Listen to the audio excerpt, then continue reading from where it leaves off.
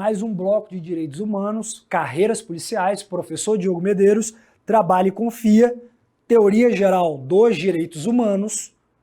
Estamos agora no tópico 1.4, dentro do ponto 1, teoria geral dos direitos humanos, tópico 1.4, estrutura normativa. Eu só coloquei esse tópico aqui de estrutura normativa porque vem em diversos editais, tá? Só que eu vou pormenorizar isso posteriormente quando falar de sistemas de proteção, quando falar dos tratados internacionais na Constituição Federal. Tranquilo. O que significa isso aqui? Os direitos humanos, então, o direito internacional dos direitos humanos é um fenômeno pós-Segunda Guerra Mundial. Por quê? Nas duas grandes guerras mundiais do século XX, nós tivemos a barbárie, o caos instalado, a descartabilidade do ser humano. E aí, se a Segunda Guerra foi a destruição dos direitos humanos, o pós-Segunda Guerra foi a reconstrução dos direitos humanos, principalmente naquilo que a gente chama de sistemas de proteção. O que é isso, sistema de proteção? Sistema de proteção é um conjunto de tratados internacionais que surgem pós-Segunda Guerra Mundial. Então, olha só, guerra terminou em 1945. Segunda Guerra, de 1939 a 1945. E aí, em 45, a gente tem a Carta de São Francisco, que é a carta que inaugura a ONU, a Organização das Nações Unidas. A Organização das Nações Unidas, então, ela é inaugurada em 1945 pela ONU, posteriormente, 3 anos depois, com a Declaração Universal de Direitos Humanos, e hoje conta com 193 Estados-membros. Tá? É o maior sistema de proteção que nós temos. É o sistema de proteção que a gente chama como sistema global ou onusiano. Deixa eu botar em preto que fica melhor. Sistema global ou sistema onusiano. Onusiano porque é onde existe, obviamente, a ONU. É o sistema global. Tá? E aí vem então o surgimento da ONU e diversos tratados internacionais de direitos humanos, dos quais os países signatários da ONU são partes. Posteriormente, nesse mesmo contexto, na verdade, surgem sistemas regionais para atender peculiaridades locais. Hoje nós temos o sistema regional americano, que é o nosso, o sistema regional africano e o sistema regional europeu, que é o mais desenvolvido. O nosso sistema, por óbvio, o sistema regional americano, ele também surge pós-Segunda Guerra Mundial, em 1948, com a Carta da Organização dos Estados Americanos. Então, nós temos dentro desses sistemas de proteção, olha aqui, ó, nós temos normas, nós temos órgãos e nós temos mecanismos. Então, você já se ligou e já gravou que existe um sistema global da ONU e sistemas regionais. Eu faço uma relação para você que gosta de futebol, a gente não tem a FIFA. A FIFA não trata do futebol mundial, a FIFA é como se fosse o sistema global da ONU. E nós não temos o Mercosul não, a Conmebol, desculpa. A Conmebol não é o sistema regional da América que trata do futebol, é a mesma coisa, é o nosso sistema regional americano. E esses sistemas aqui, eles são concomitantes, eles são interdependentes, eles não são excludentes entre si. Beleza? E todos esses dois sistemas, ou seja, tanto o sistema global como o sistema regional, eles têm normas. O que significa normas? Significa que dentro desses dois sistemas aqui, existem uma série de tratados internacionais, de convenções internacionais e de pactos internacionais. Então, por exemplo, aqui, ó, no sistema da ONU, o Brasil é signatário, por exemplo, do Pacto Internacional de Direitos Civis e Políticos. Botei em sigla aqui, ó. Pacto Internacional de Direitos Civis e Políticos. dentro do sistema da ONU. O Brasil é signatário desse pacto. Mas dentro do sistema de proteção americano, que é o nosso, o Brasil também é signatário do Pacto de São José da Costa Rica. O Pacto de São José da Costa Rica, ele é denominado de Convenção Americana de Direitos Humanos. Então nós, dentro do sistema regional americano, também somos signatários do Pacto de São José da Costa Rica ou Convenção Americana de Direitos Humanos. Todos esses sistemas, então, têm normas. Essas normas, elas podem ser geral, aplicados a todas as pessoas, que se relaciona à dignidade, à liberdade, à igualdade, ou podem ser especial, no que se referem à proteção de grupos específicos que se encontram em situação de vulnerabilidade sob o viés da isonomia material. Tratar igualmente os iguais e desigualmente os desiguais na medida de sua desigualdade. A gente assinou aqui, por exemplo, no sistema da ONU, a Convenção de Pessoas com Deficiência de Nova York, que foi aprovado nos moldes do artigo 5º, parágrafo 3º da Constituição, que hoje tem o status de emenda constitucional. E nós assinamos também no sistema regional americano a Convenção de Belém do Pará em 1995, no que se refere à proteção das mulheres vítimas de violência doméstica e familiar. Então, nós temos a proteção das mulheres do grupo vulnerável aqui no sistema regional americano, é só um exemplo, e um outro exemplo, a proteção aqui das normas especiais no que se relacionam a deficientes físicos. Fechou? Nós temos também órgãos. Esses órgãos, eles têm por finalidade monitorar a fiscalização do cumprimento desses tratados por parte dos países. Então, por exemplo, dentro do nosso sistema regional interamericano, nós temos a Comissão Americana de Direitos Humanos, que vai fiscalizar se o Brasil não está cumprindo um tratado internacional. Então, por exemplo, Maria da Penha Maia Fernandes é vítima de tentativa de homicídio. Na época não era nem feminicídio, na época era homicídio, não tinha essa qualificadora. O ex-marido dela dá um tiro nela, com ela dormindo, ela fica paraplégica, e isso demora pra caramba no judiciário, sem uma condenação. 22 anos sem condenação.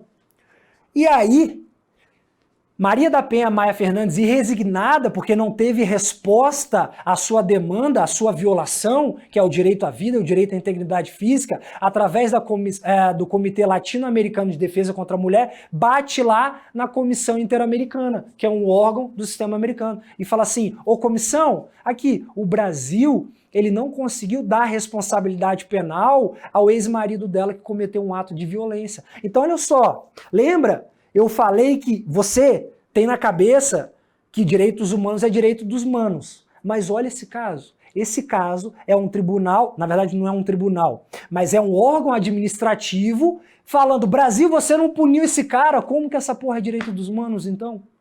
É direitos humanos falando: você não puniu o Brasil, você tem que punir, você tem que dar resposta do Estado à vítima pela violação à sua vida, à sua integridade física. Beleza? É só um exemplo aqui. E aí a comissão vai e determina ao Brasil: ô Brasil, cria uma lei protetiva aos direitos da mulher. Lei 11.340 de 2006. Brasil, cria delegacias especializadas na proteção à mulher. Brasil, comece a educar os agentes públicos na proteção desse direito à mulher.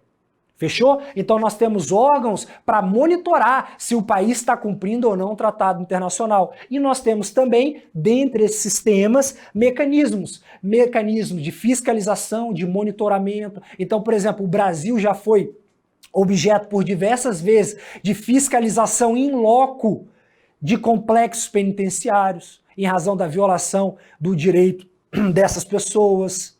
Beleza? Então, todo o sistema de proteção ele tem normas que se referem a tratados internacionais, órgãos que vão fiscalizar o cumprimento desses tratados ou vão julgar. Por exemplo, nós temos a Corte Interamericana de Direitos Humanos, que julga violações de países a tratados internacionais. E mecanismos de fiscalização e de monitoramento. Tranquilo. Sistema de proteção, então, pode ser global, da ONU ou regional. O nosso é o interamericano. Qual que é o mais desenvolvido? O sistema europeu. Porque no sistema europeu, a corte do sistema europeu recebe petição individual. Na nossa, não. Na nossa, só quem pode receber a petição individual é a Comissão Interamericana. A corte não pode recebê-la. Tranquilo. Vamos, então, aqui no nosso item agora, 1.5, falar da fundamentação dos direitos humanos. Para que existe direitos humanos? Melhor dizendo, qual é a concepção filosófica que fundamenta o surgimento e a existência dos direitos humanos? E aí, um teórico bem importante para a nossa matéria, ele vai falar, e você já sabe, que os direitos humanos são históricos. Eles surgem de forma gradual, de forma lenta, ao longo do tempo. Não de maneira linear. Não só conquistas, mas por conquistas e por retrocesso. É a característica da historicidade. Beleza. E aí, dentro da fundamentação, ou seja, a base filosófica de existência aos direitos humanos, tipo assim, para que os direitos humanos existem? É a base filosófica que nós vamos trazer e que vai cair na sua prova. Esse movimento histórico, ele se constitui primeiro como direitos naturais, eles nascem como universais. Você já sabe que o direito natural, ele independe de positivação, ele não precisa estar previsto na lei, ele é superior, ele é imutável e ele existe antes mesmo da formatação do Estado. Esse é o nascedouro dos direitos humanos, que é essa fundamentação,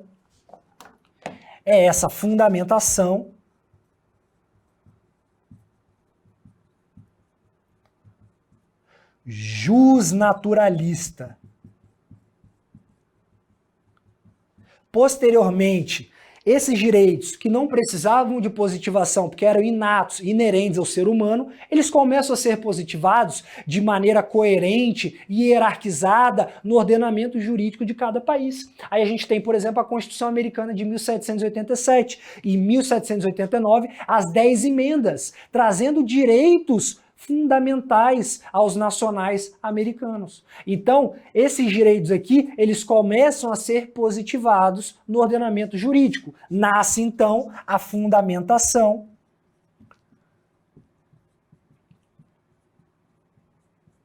positivista. Posteriormente, leia-se, pós-Segunda Guerra Mundial, esses direitos que só eram introduzidos na Constituição Federal, então eu só tinha direito porque eu era nacional do país. Começam a ganhar uma acepção universal. Lembra da característica da universalidade? Que os direitos humanos pertencem a toda e qualquer pessoa, independente de qualquer condição política, social e racial.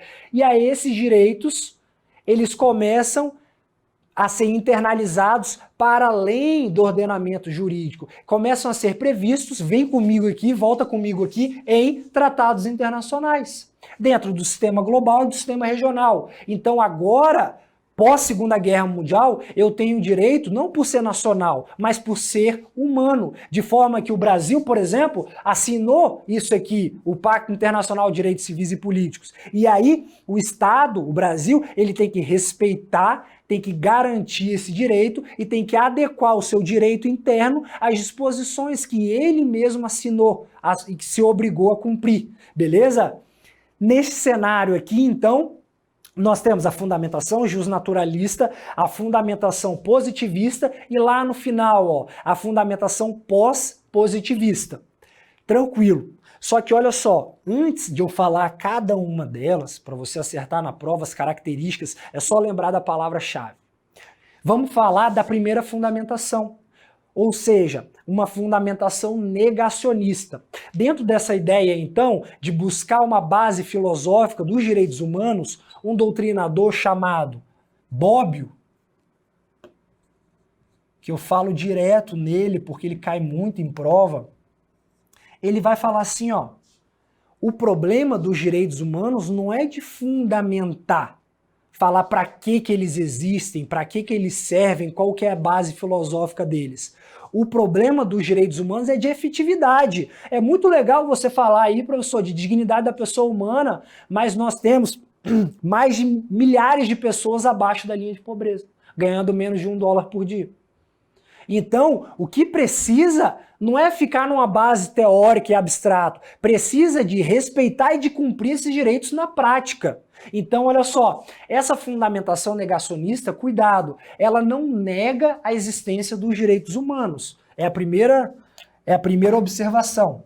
Não nega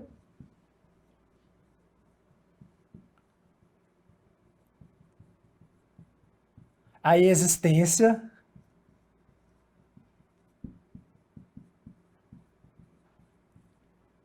dos direitos humanos.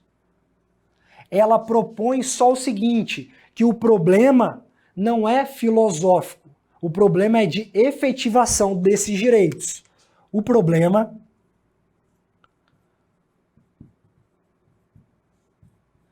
dos direitos humanos, para essa corrente, é de efetividade e não de fundamentação.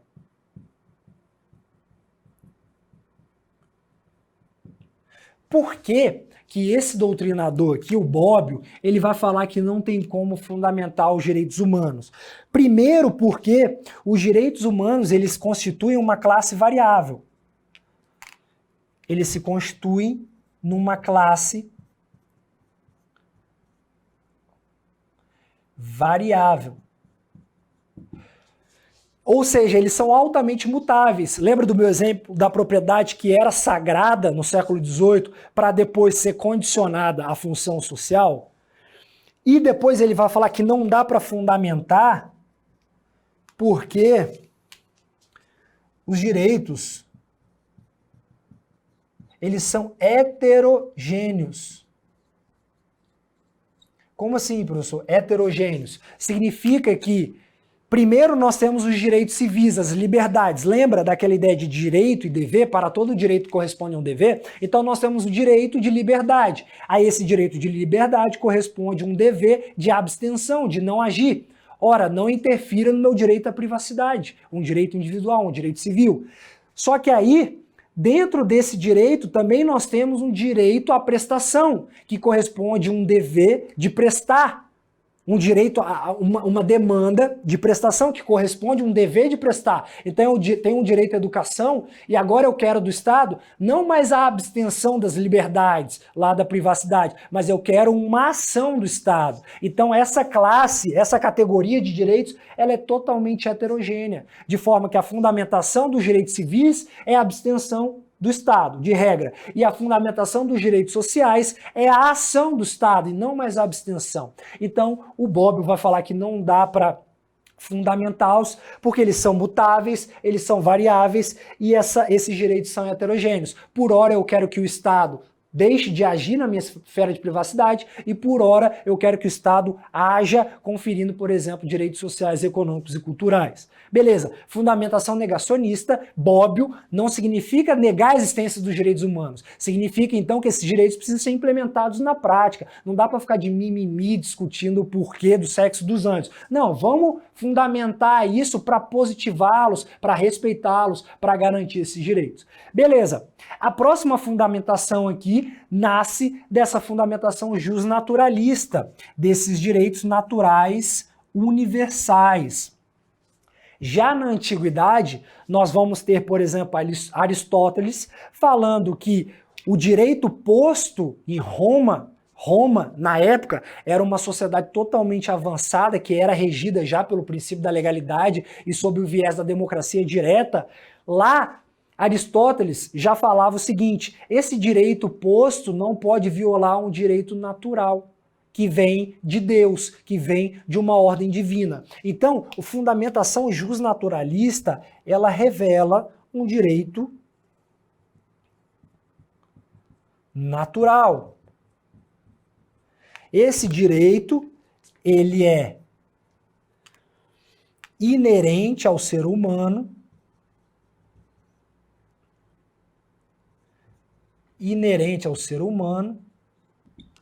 ele independe de positivação,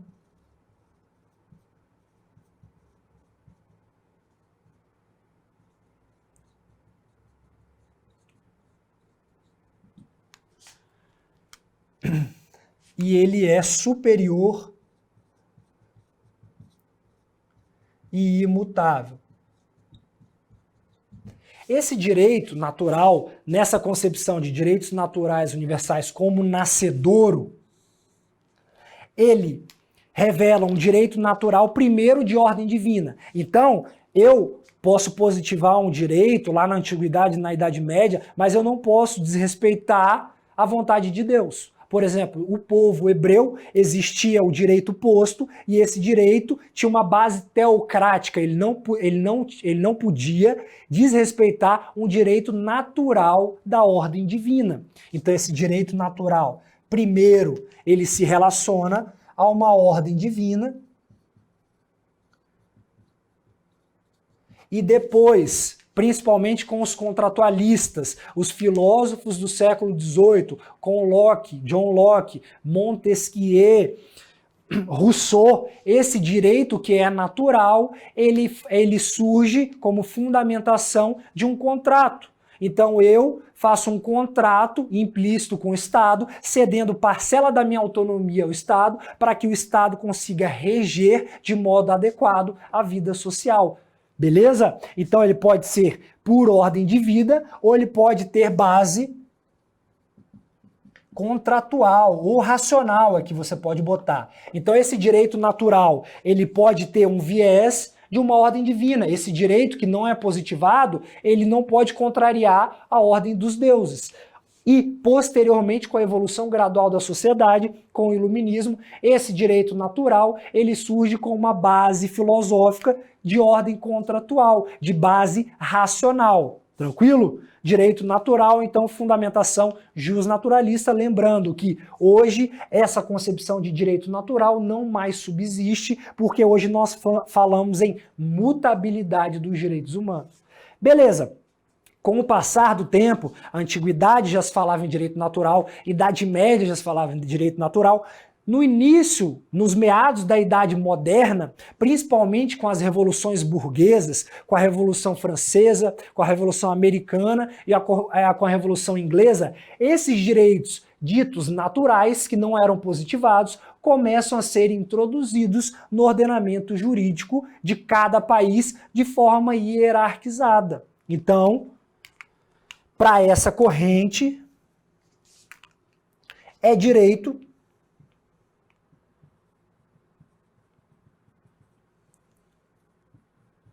o que está escrito na lei. A lei, então, ela vai positivar direitos, garantindo aos cidadãos direitos fundamentais, direitos inerentes à pessoa humana. E por que que isso é bom? Porque traz segurança jurídica. Porque agora, a partir daí, eu lendo um documento escrito, eu vou saber quais são meus direitos. Qual que era o problema daqui, da fundamentação jusnaturalista? Era o caráter metafísico desses direitos. Não trazia segurança. Ah, é direito aquilo que é inerente ao ser humano, ou da vontade divina, ou de um contrato social de base racional. Tá, mas qual é o meu direito? Eu tenho direito à vida? Tenho, porque é uma cláusula essencial ao ser humano. Mas, por exemplo, eu tenho direito à liberdade de locomoção. A partir de agora, então, com a fundamentação positivista, esses direitos começam a ser escritos em documentos e começam a ser chamados de direito constitucional, começa a iniciar a matéria com a Constituição Federal em cada país. Só que aí, qual que era o problema?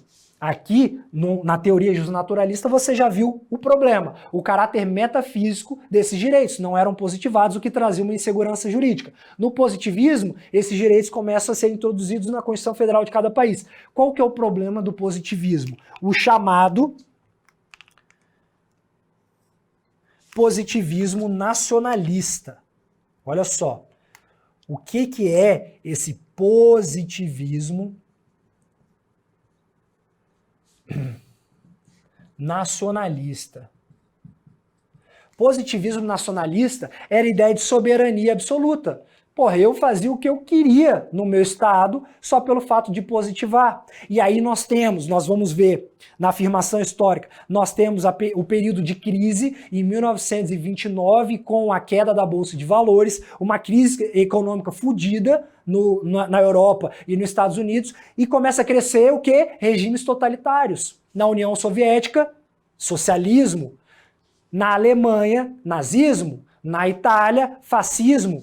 E aí, eles começaram a colocar na lei positivismo uma ideia de superioridade de raça, uma ideia de extermínio de judeu. Isso estava na lei. Olha que merda. Por quê? Nessa época aqui do positivismo, o direito ele não era aproximado da moral. Era direito aquilo que estava escrito na lei, com a formalidade estabelecida na lei, independente do conteúdo daquele direito. E aí, no pós-Segunda Guerra, começou a se perceber que o positivismo nacionalista dava merda, principalmente nos países que eram mais acelerados, naqueles de regime totalitários. Beleza? Tanto é, olha que interessante, que no pós-Segunda Guerra Mundial, no Acordo de Londres de 1945, surgiu o Tribunal de Nuremberg. Lembra o Tribunal de Nuremberg, que julga os indivíduos violadores da Segunda Guerra dos nazistas lá? E o que o nazista fundamenta como defesa no Tribunal de Nuremberg? Meu camarada, eu só segui aquilo que estava na lei. Eu não pratiquei crime nenhum. Estava na lei lá a ideia de superioridade das raças arianas. Eu só segui o que estava na lei. Então, o problema do positivismo é essa ideia que não se avalia a justiça do caso concreto. O que está na lei foi introduzido de forma legal, é válido. E aí, posteriormente, numa terceira fase, falado do fundamentação positivista, nós temos então os direitos positivos universais à plena realização, naquilo que a gente chama de pós-positivismo. O pós-positivismo, então, é um fenômeno do pós-Segunda Guerra Mundial. Esse positivismo aqui, galera, na ordem externa,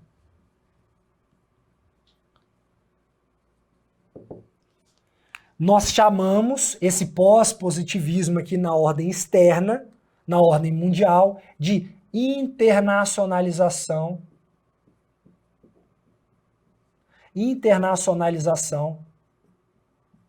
dos direitos humanos. Com a ideia de uma relativização da soberania dos países.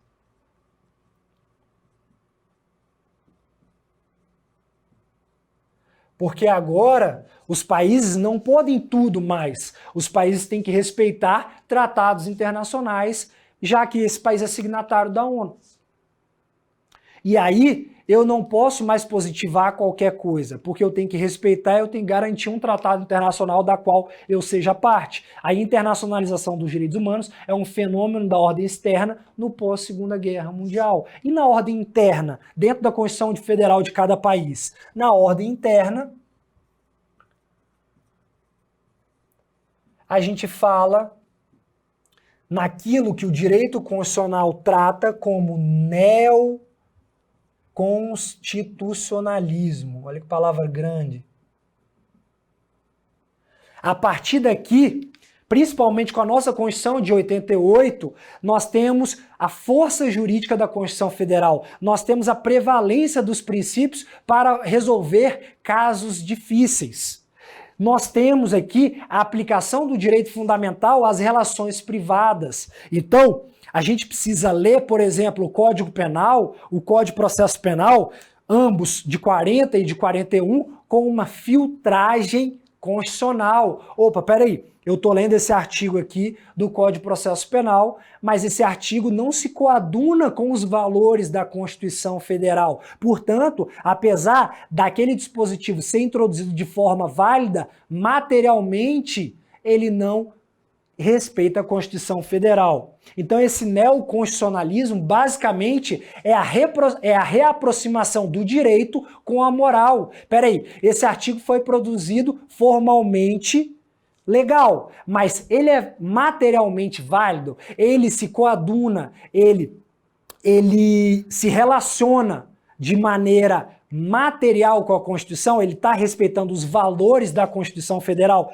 e principalmente com a ideia de dignidade da pessoa humana, vou botar só a sigla, dignidade da pessoa humana como valor central de nosso ordenamento jurídico. Quando a Constituição reconhece a dignidade da pessoa humana como fundamento da ordem jurídica, a própria Constituição Federal, o próprio Estado democrático de direito se legitima. Beleza, pessoal? Então, pós-positivismo, movimento pós-Segunda Guerra Mundial, que na ordem externa inaugura aqueles sistemas de proteção aqui, ó, esses sistemas de proteção, tanto da ONU quanto regional. E na ordem interna, aqui, dá fundamento à existência daquilo que a gente chama de neoconstitucionalismo, a aproximação do direito com a moral. Então, pessoal, dentro da fundamentação, a gente viu a fundamentação negacionista, que não quer negar a existência dos direitos humanos, mas quer efetivar esses direitos humanos na prática. Num primeiro momento, depois,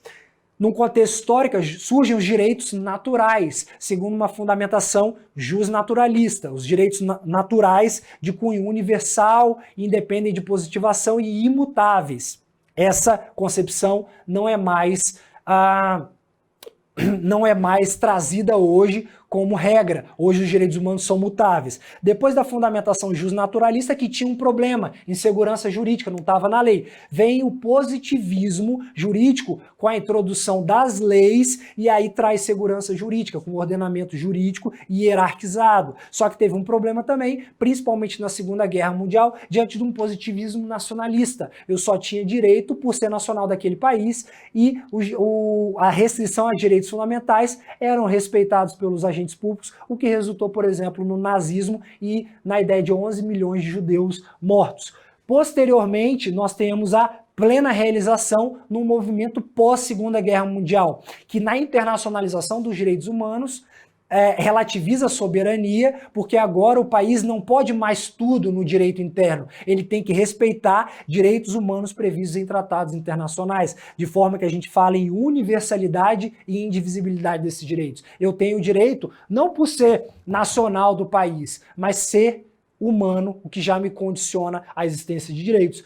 Pós-positivismo, então, na ordem externa, e internacionalização dos direitos humanos, na ordem interna, aquilo que a gente chama de neoconstitucionalismo, a aproximação do direito com a moral, a chamada filtragem constitucional. Eu tenho que olhar para a lei, vendo se está respeitando os valores da Constituição e como a dignidade da pessoa humana como valor central do nosso ordenamento jurídico. E com isso a gente termina esse bloco aqui no que tange à fundamentação e ao sistema de proteção.